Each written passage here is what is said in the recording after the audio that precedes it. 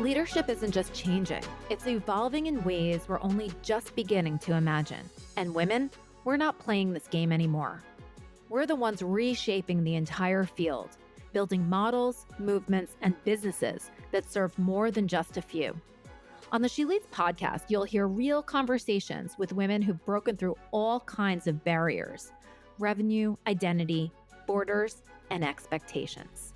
There's no sugarcoating here, just the truth, told by those who are living it. I'm Adrienne Garland, entrepreneur, strategist, educator, and creator of live experiences, gathering women leaders together for over a decade. And this is the She Leads podcast. Hello, everyone. I would like to kick off today's episode with just a couple of asks. First, if you haven't done so already, please take a few minutes to give the show a 5-star rating and review. It's the year of the fire horse, and we really want to light up the world with the journeys, stories, and wisdom of all the previous and future guests of the She Leads podcast. And there's really no better way to do that than to rate and review the show. Second, please let me know what topics are most important to you right now on your journey to $1 million in revenue and beyond. So go over to Instagram and DM me at She Leads Media, or you can just send me an email at hello@sheleadsmedia.com. Thank you so much for helping to share our incredible show with many more people.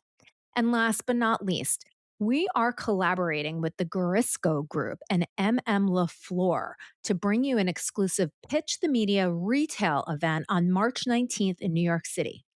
This event is open to only 50 people, so if you're a brand or product that sells in the retail or e-commerce space, you'll want to be there. You can pitch your business and learn from the media and get your brand the coverage that you deserve.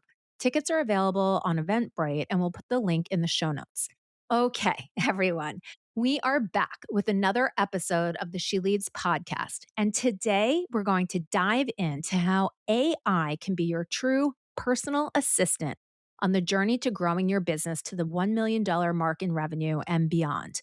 My next guest, Michelle Hamilton, is the founder and CEO of Spark AI Strategy and AI Class Lab, two firms dedicated to solving the AI adoption gap for companies and regular people alike. Michelle spent 30 years in the commercial real estate and architecture, engineering, and construction sectors, and now her mission is to bridge the divide between high-level corporate AI roadmaps and how humans and companies actually can benefit from AI. Michelle leverages her deep industry expertise to help small and mid-sized businesses to leverage AI for competitive advantage. So, Michelle, welcome to the She Leads podcast. Thanks, Adrienne. I'm so happy to be here. This is really fun. Oh, I'm so happy to speak with you today. I mean, AI is the topic of conversation everywhere that you go. I wanted to actually kick off today's conversation with you giving a little bit of a background about who you are and how you went from your journey in the commercial real estate world into AI. Okay. Well, I'm going to step back even a little further than that because I do have to tell you, I came from an incredibly unexpected beginning in that I happen to have a double master's degree, one in glassblowing, the other in ceramics, and Amazing. started my career as a professor and have maintained a very active art business for the last 40 years. That actually, though, really led me to understanding how to explain to people really complex topics and help them to understand how to see how something works. Commercial real estate, believe it or not, was a phenomenal fit for that, especially when it comes to the built environment and the importance of the space that we all live in, work in, and celebrate in. And so I enjoyed 30 years of success, like you said, working in that space for architects, construction management, engineers. It brought me incredible joy. I spent most of that time focused on business development and marketing and leadership. Ironically, before anybody had heard of ChatGPT, my son happened to be in college and he sent me an early version of it. He got a beta version. Nobody had heard of it yet and Huh. said, Mom, let's play with this together. He was in college still. And he said, let's play with this together. I think we could really do something exciting. So, Good. fast forward 4.5 years, he now works for Boeing in the procurement and AI space. And I started a couple of AI companies. So, you can learn something from your kids, even when you're unexpected. Oh my goodness. So this is definitely an unexpected fact about you being an artist. And I am probably your soul sister at this point because I don't know if you know a lot about me. I talk about it on the podcast, but I'm professor right now. And I actually teach entrepreneurship at two different colleges. So it's all about conceptualizing new ideas, solving problems for people. And my dad was an art teacher in his career. And I feel so connected to, just art, but specifically ceramics. It's like where my heart is. So when you said that, I just lit up. So this conversation was going to be fun from an AI perspective, and now there's a whole other layer to it that I'm so happy. It's like it's alignment, right? It's this is Yes. meant to be. It is, Oh, and it's that creative piece that I think people find rather unexpected, but as yeah. an artist, and I suspect that, with you having a father in that space, if you can envision something, if you can create in your head first how to come out with something at the end. AI is so similar to that. It really starts as a cerebral project, and then you are able to envision it and then roll it forward. And so for me, those both tap into, first of all, the most joyous parts of my brain, but also the parts that really do love to unpack and understand complex topics and Mm. make them approachable. So good. Yeah. And and being in the commercial real estate space and understanding how these businesses need to, move and operate so that they can be as efficient as possible. And also, I hope as human as possible is it's just so incredible how you bring all of those things together. And it's funny because I do think that as, technology develops more and more, it's these tools, right? And we can't lose that human creativity element because no matter how sophisticated technology gets, there's, all of these inputs that human beings are receiving simultaneously that I think, you know, lend themselves to what our creativity is. And AI is not there yet. I'm not saying it will never get there because it probably will, but it doesn't right now have that element of creative thought that we do. So I love that. And I wanted to kind of go down a path of understanding uh, for AI. I'm like trying to think of like, I want us to take a look at AI and really think about it as a tool. And specifically, the women that are listening into this show, they're growing their businesses, they're scaling their businesses.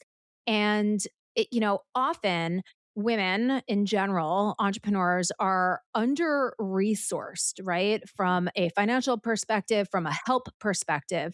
And then on top of it, I just read something in Forbes in December that women avoid asking for help. And there was a research study that was done by Harris Poll and Duckbill, which I believe is a blog, that said that 47% of women avoid asking for help to prevent burdening others. And I Mhm. think we can, I think we can all relate to that. And so AI seems to be able to offer so much promise in that realm. And I want to talk about that. And the other thing that I want to talk about is I know for myself, I spend a lot of time with AI prompting and iterating and correcting it and doing all of these things so that I can get what I want out of it. And then I say to myself, did I really save any time? Right. Yeah. Oh my gosh. So, And it that's is easy to go that's down that rabbit hole, yeah. or So it how takes you much do we longer. balance? Yeah. So how do we sort of balance that? How do we truly leverage AI so that we can help ourselves to grow and expand our businesses so that we can get that to that $1,000,000 faster and What better? I love is that you're spending the time really focused on the women in the entrepreneurial space.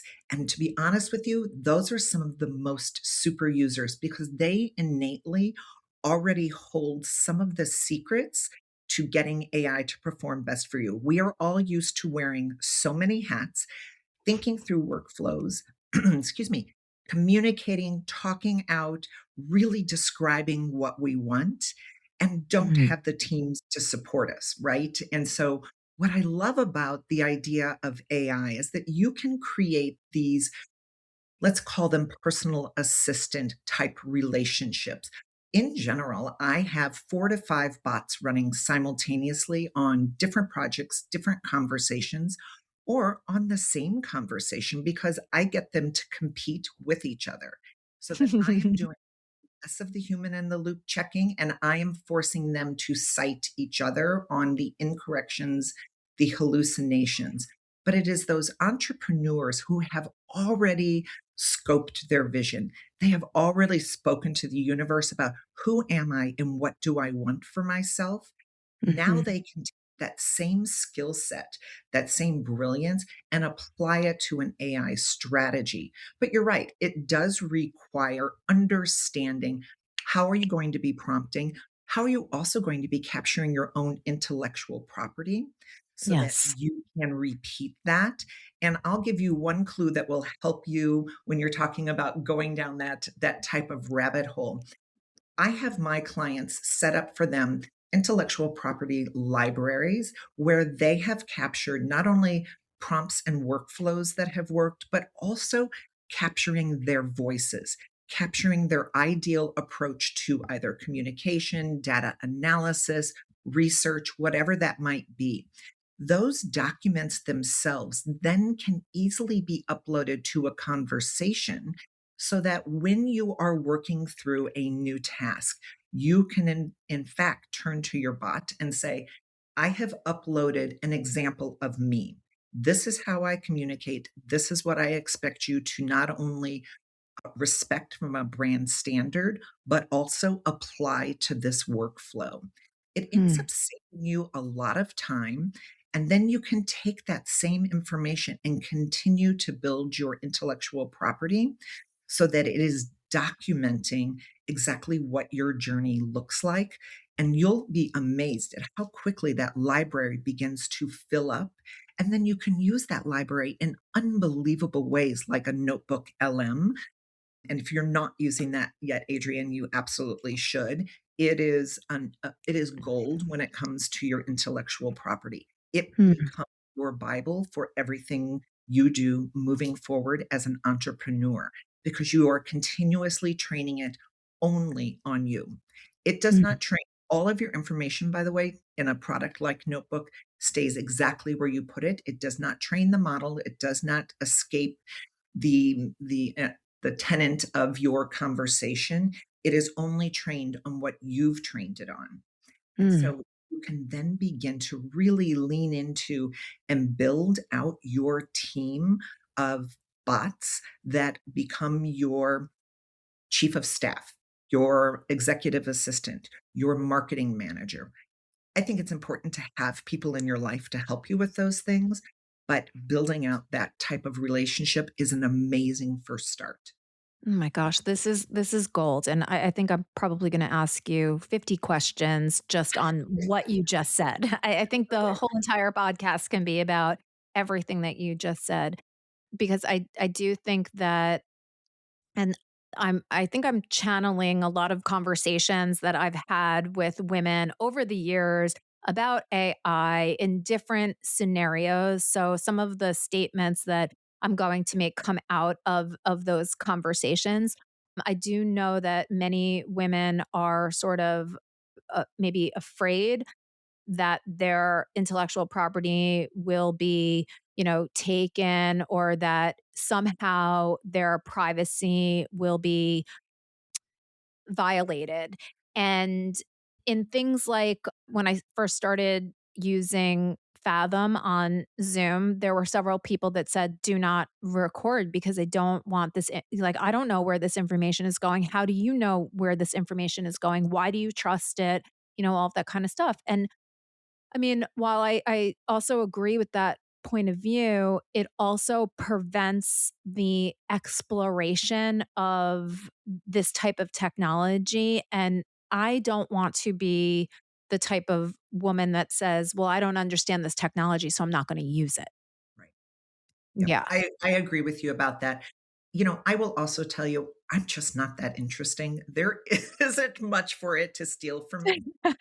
I know you don't put bank account information up there. You don't put social security. You don't put HIPAA related information up there.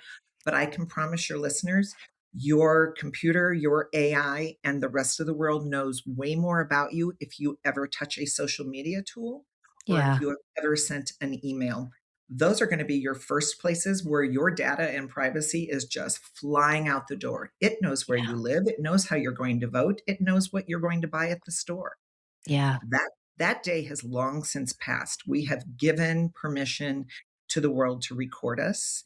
Yeah. And AI, if used correctly by toggling very specific tools and tool sets, by investing in paid models, will protect you actually far better than your use of social media or even the dangers of email. Yeah, and even apps that you're downloading onto your phone, you can't even download an app without agreeing to all the privacy and what they wanna do with it. So, you're right, that ship has sailed, honey. It has. Yes. It has. Yes. I really, truly, there just isn't much to steal from me. I mean, there really isn't. Yeah, So I'm that I'm fine with it. I have all of my privacy set up appropriately and have invested in paid tools, but I'm also a big believer that you shouldn't invest in all the tools. You shouldn't throw all the money at it. You need of to be course. really smart about what are your goals, what are you trying to achieve, and then determine what is a measured step-by-step methodology to using AI. And really, truly, Adrienne, it is the first thing I turn on in the morning and the last thing I turn off at the end of the day Mm, because I spend probably 70% of my day speaking out loud to AI, the other 30% typing. mm, For me, it is mostly because my mouth and my brain move way faster than my hands could ever possibly type. But when I'm in the car, I am talking to it saying, I just met with this person. I just had this meeting. I need you to go and do this research for me. I need you to start building out my thank you notes. I need you to, you know, begin to compare and contrast my competitor or compare and contrast my target. Help mm, me to align myself right now so that when I get to the office, I am ready to go. It's like mm, keeping my personal assistant in the car with me when I'm stuck in traffic. I get mm, more work done during that time sometimes because I'm just a captured audience sitting and either talking back and forth with it in voice mode or just hitting the dictate button and just saying, I need you to start writing all of this down. And my husband, who says I use too many words sometimes, my AI doesn't care how many words I use. no. Yes. Well, that is a criticism of women, which is unfortunate because it's like couched as a negative, and it's actually a positive because we're seeking clarity. We use more words because we want to make sure that whoever it is that we're communicating with understands us. So it's actually a strength, even though the patriarchy would Mhm. have us think that it is, it's slowing things down. No, it's actually helping us to get clarity so that we can go farther faster. And the the promise for of AI for me is this. So women do not get to the $1 million mark in their business anywhere near the same percentage that male owned businesses do. And there was this book that was written, and I actually know the author. She's an amazing journalist, Elaine Pofelt, and she wrote a book called The $1 Million One Person Business. And so she profiled a whole bunch of different businesses that were able to have $1 million businesses with, just sort of the owner. And it was, hiring 1099 people, strategic partnerships, and the like. And the thought about AI being able to create even more one person, $1 million businesses is something that I'm really, really interested in exploring. But I want the percentages of those businesses to be women owned businesses. So, in addition to almost being like a personal assistant, are there any other scenarios for all of the people, the companies that you've been in and training and just people in general that you've seen that have been able to really leverage AI to either start businesses or grow them substantially over the last, year or so? Right. So I'm fortunate enough that, as you said in your opener, I work with SMBs. I also have some phenomenal enterprise clients and mid market. And I will tell you, the firms that have absolutely been the most successful in their AI use and their AI use practices are the firms where the ownership leadership says, this is a people change management issue. Mm. This is a people first problem. I need Spark to work with my IT, my CIO, so that we are aligning on tools and safety. But then let's begin to unpack what are the specific KPIs for individual departments, department heads, and contributors. What do their jobs look like? What takes more than 15 minutes on a regular basis to perform? And how can you begin to apply an AI lens to that?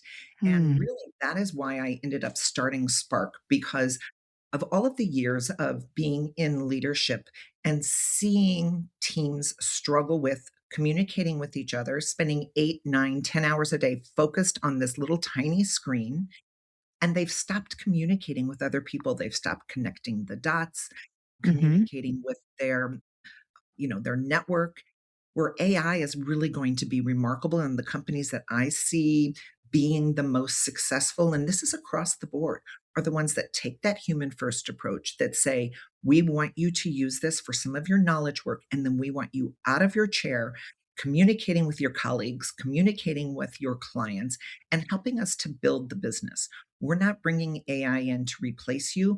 We want you to be an even more profound human being and the Hmm. work that you do with other human beings. And so Hmm. building on that, that allows you to both be the human in the loop and oversee and be an integral part of what the AI is doing, but it also allows you to expand your knowledge and expand your relationships. And that's where I am seeing some of the greatest success is people that understand you need to figure out what is the ROI? Where was I first? How can I apply AI to this?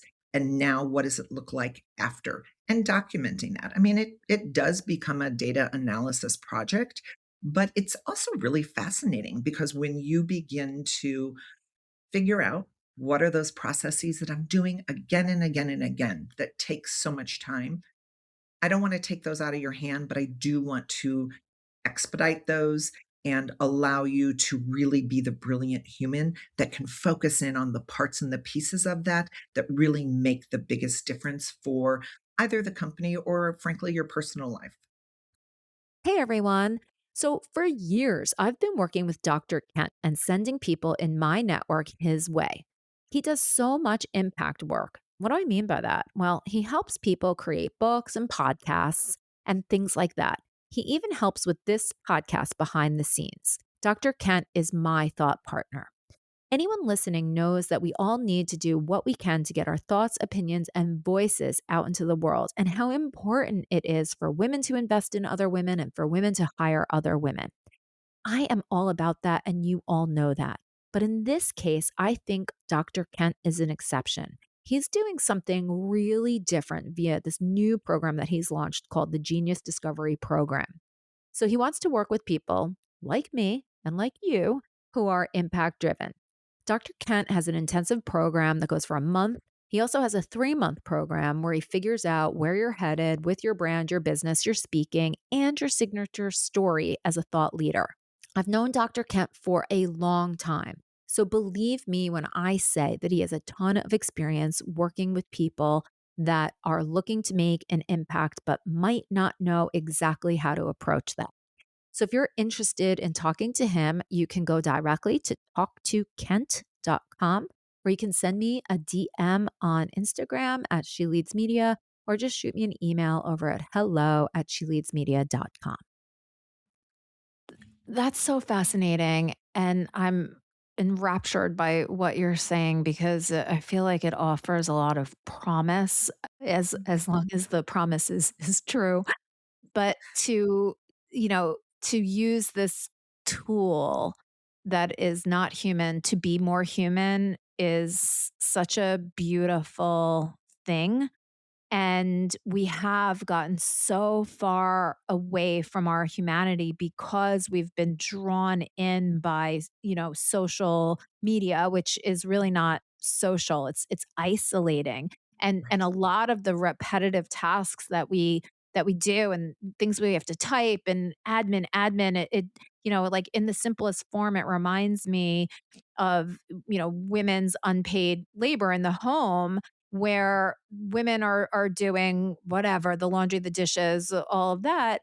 And, if you just sort of hire someone out to help with those things, then the woman who's working can go off and, maybe start a business or, grow her business or expand relationships because that's the stuff that prevents her from doing so. So the way that you're describing the use of AI in this way, it removes some of those things that sort of keep you chained to your desk so Right. that you can go out and build relationships so that when you're starting businesses, you can get out of the office and actually go talk to your customers and see what they actually want or Yes. where are the problems that they're having. You can't get those type of insights unless you're speaking to somebody. Unfortunately, since COVID happened and everybody separated from one another, we got into this place where we got comfortable not going out. And I do find that it's more difficult for people to sort of get out and they don't necessarily know how to have relationships with one another like we used to. Like they just everything now I feel like has to be productive. Like we're Right. so hyper focused on productivity. Where is the humanity in that? Mhm. Well, and I love that you used the example of the woman that chooses to either stay home and raise her family, stay home and work from home.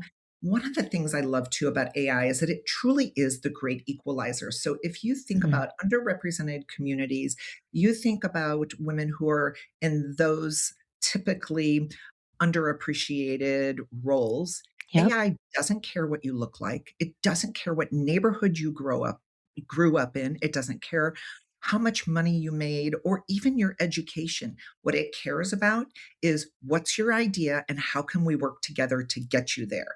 It is Mm. not hyper Google and it has unbelievable power. And it has the power to do really beautiful things and support our world.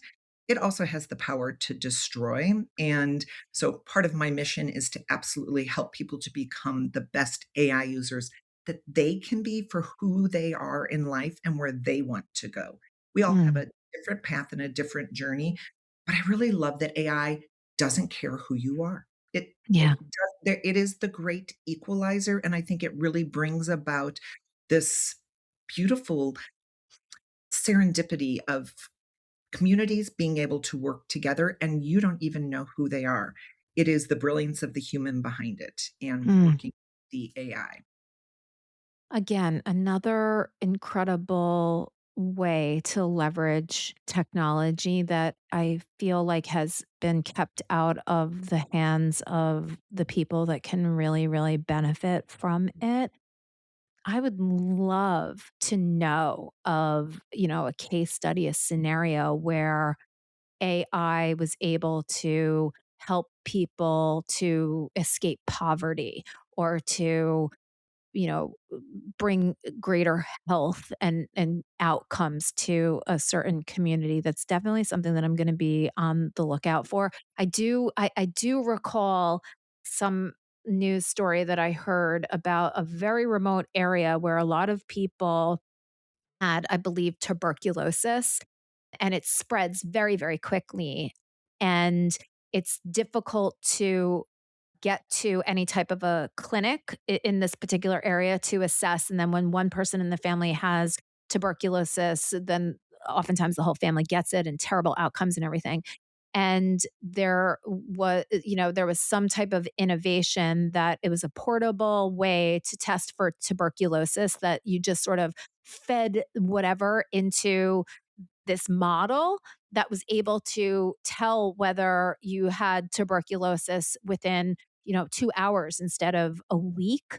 And Right. so it dramatically changed the outcome in this story that I read, specifically for a family where the mom had it and all of her children had it, and they would have died had they not been, this AI technology had not been utilized. So that's definitely one, but there needs to be more and more leveraging of AI, and for people to not be intimidated to use it or to think that it's only for writing essays. So many people are just using it to improve their writing, maybe send emails. Right. Yeah. So, how do we get out of that? How do we get into using AI so that it is helping us to solve some of the challenges that we're having in our lives? What do you suggest for maybe anybody that's listening or that is involved in any type of, community that's on the fringes or that needs help? How do you suggest that the people that need to leverage AI to improve their well-being, how do you suggest that they start to use it? My favorite way is sit down with either another person. Hopefully, you've got somebody else that you can really brainstorm that with, whether it's a colleague, a trusted friend, a family member, somebody that you just feel comfortable talking to. If you don't have that person, then take your dog for a walk, put your headphones on. But I want you to transcribe that conversation. I want you to transcribe that dream and begin capturing all of the thoughts, the fears, the concerns. What do I want to do with this? How can we begin to solve this? Then you're going to actually take that transcription and feed that to your AI and say, I'd like to make this a project. We're going to start talking about how to breaking this apart step by step and solving this with the resources that I currently have.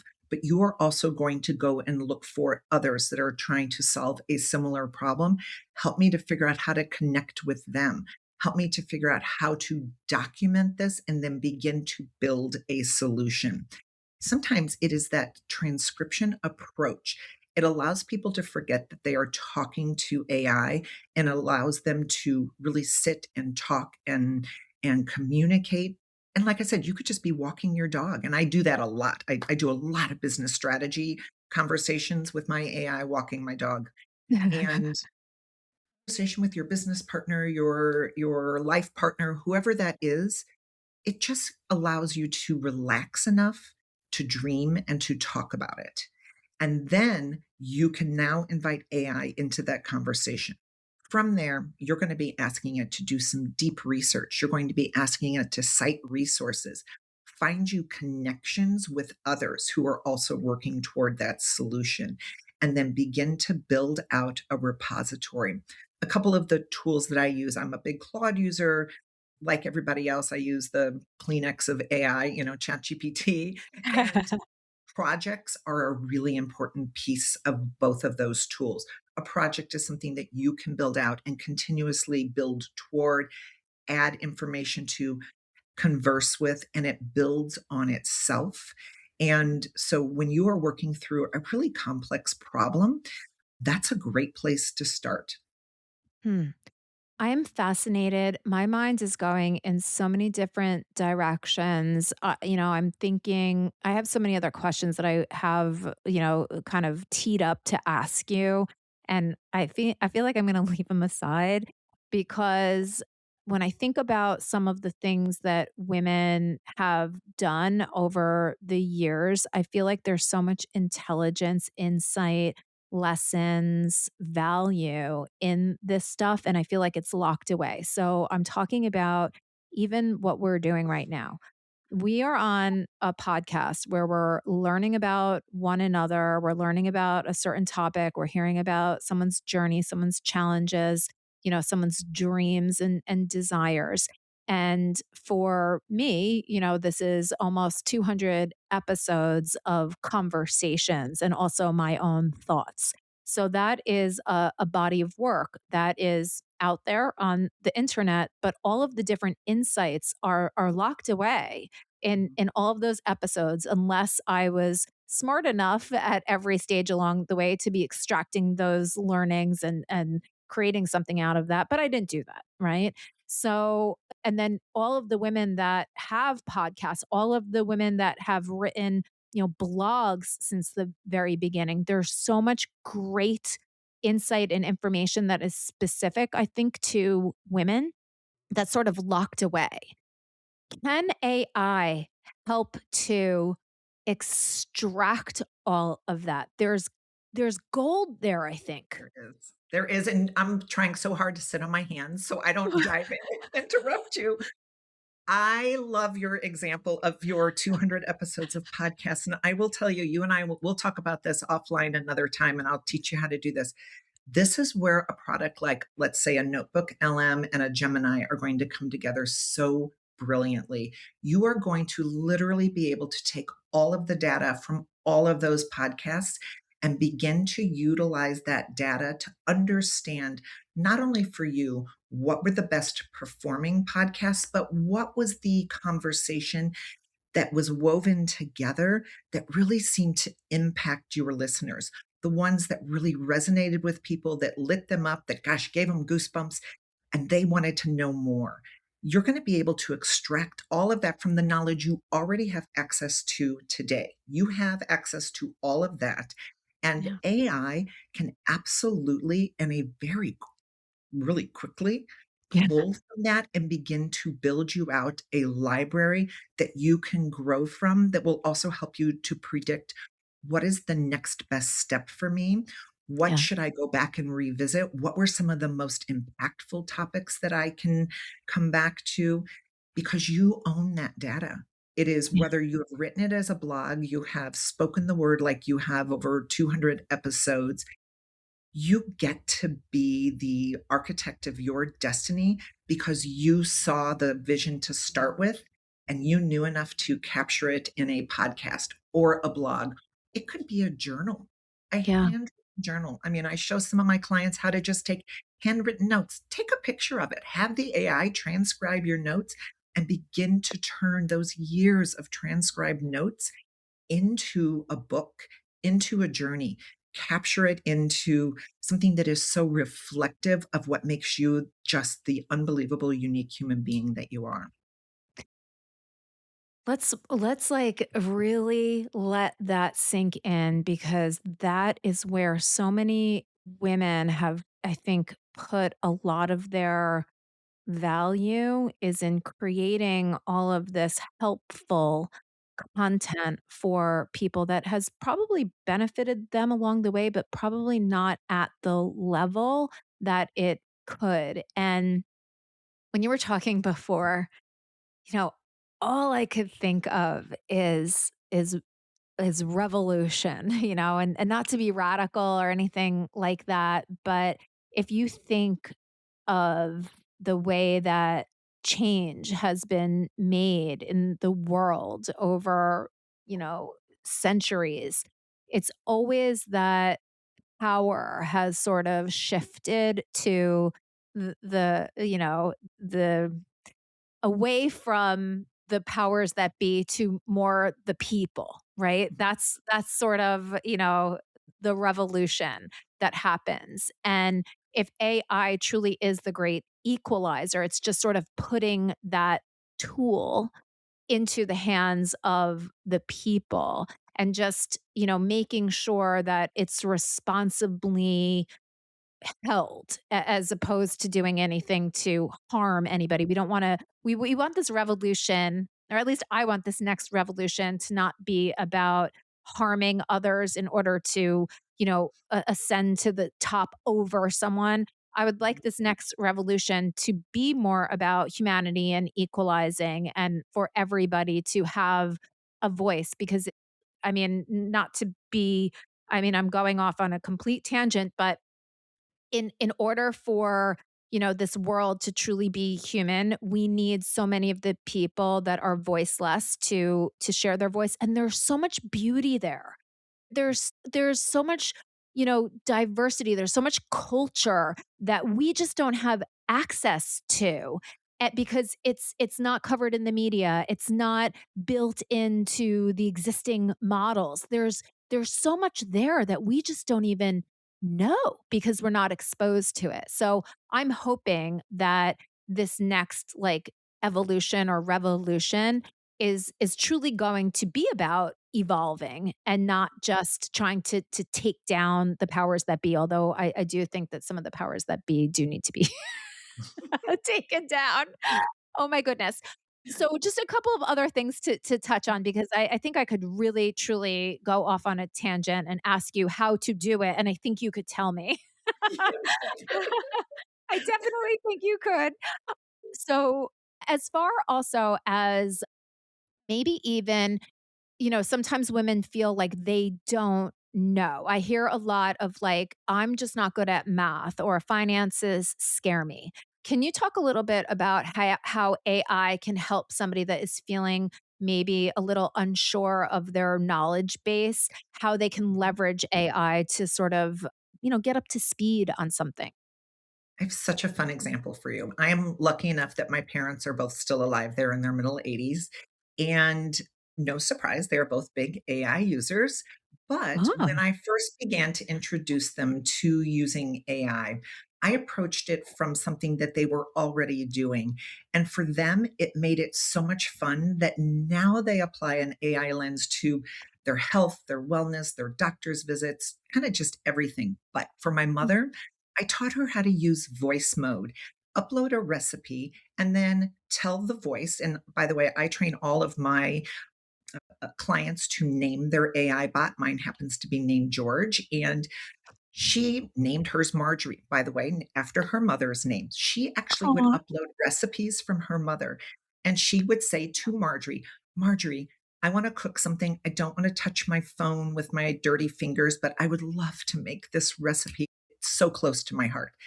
I want you to read it to me step by step, and I'll tell you when I complete each step. And let's just have fun with this. And the bot says, oh my gosh, Linda, this is so much fun. Let's do this. Okay, let's make, and let's say it's zucchini bread. Linda, go ahead and go get, a mixing bowl and 1 cup of flour. Let me know when you're done with that step. And she can Wow. make an entire recipe talking back and forth to this delightful English voice that she has chosen for herself. And it is so much fun for her. They are Oh my both big god. role travelers. And so my dad recently planned a trip for 3 weeks, and I taught him how to use transcription with his best friend. They went with another couple to talk about the hopes and the dreams of all 4 people that would be on this 3 week unbelievable journey. What was important to every single person? What did they want to get out of it? And the two of them learned how to transcribe those conversations and then use those transcriptions to now go to AI with a little more coaching from me to begin to build their dream trip.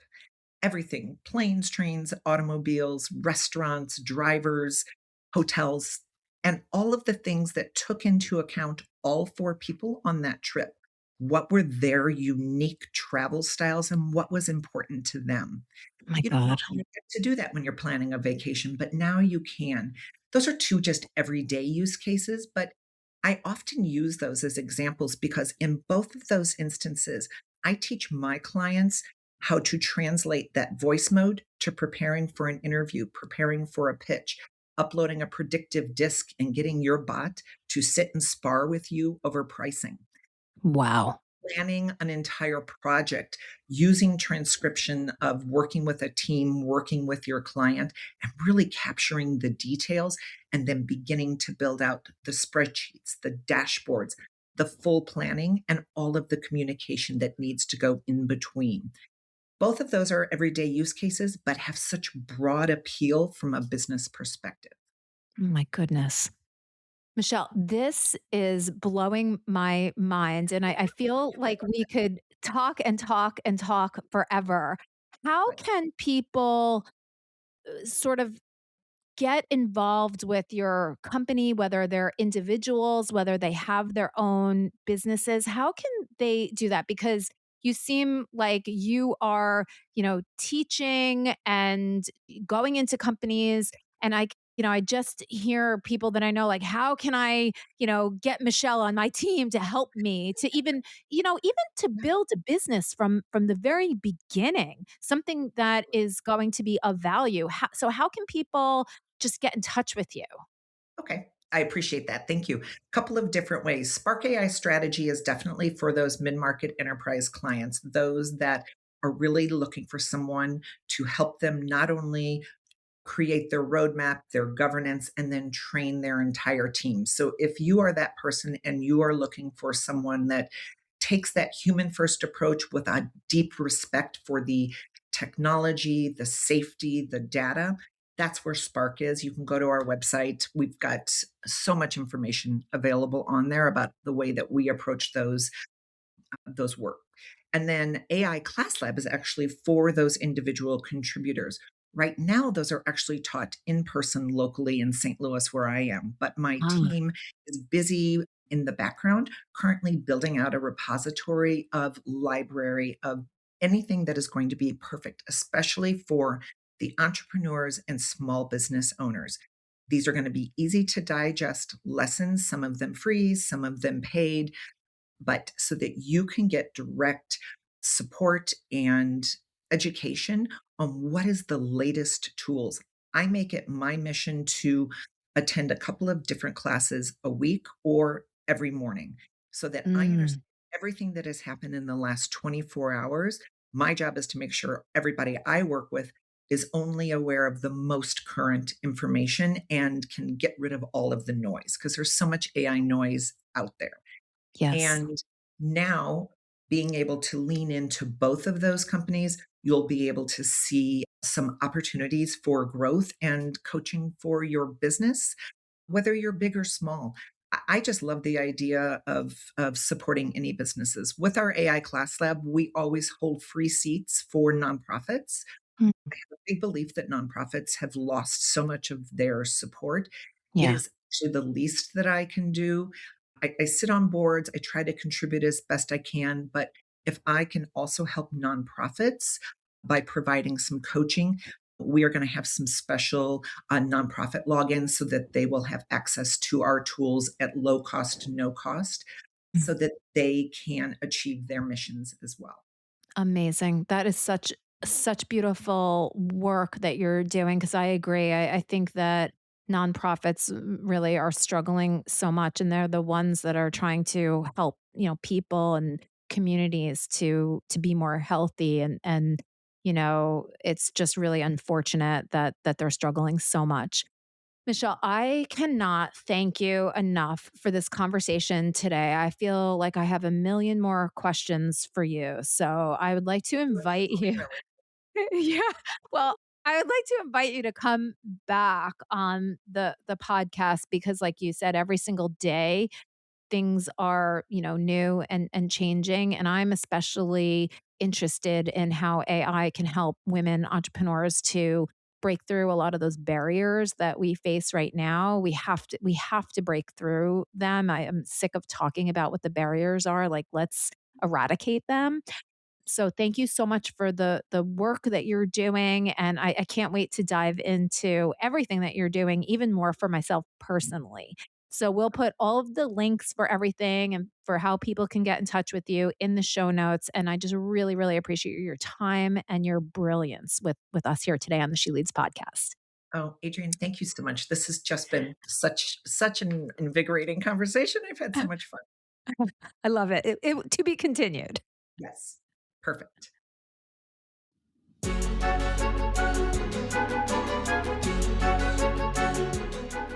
If this conversation moved you, inspired you, or made you think differently, please take a moment to leave a 5-star rating and review. It's not just about boosting the show, it's about amplifying the voices of women entrepreneurs who are leading with vision, building with purpose, and shaping what's next. We need more of these conversations in the world right now, don't you think? And if someone came to mind while you were listening, someone who matters to you, send this episode to them. If there's something on your mind about leadership, legacy, or what's next, I want to hear it. Head to sheleadsmedia.com/voice and leave a voice memo or note. Your insight might just help shape a future episode. Make sure to follow the show and come back next week for more conversations you won't hear anywhere else. Thank you so much for listening. This is the She Leads Podcast Network.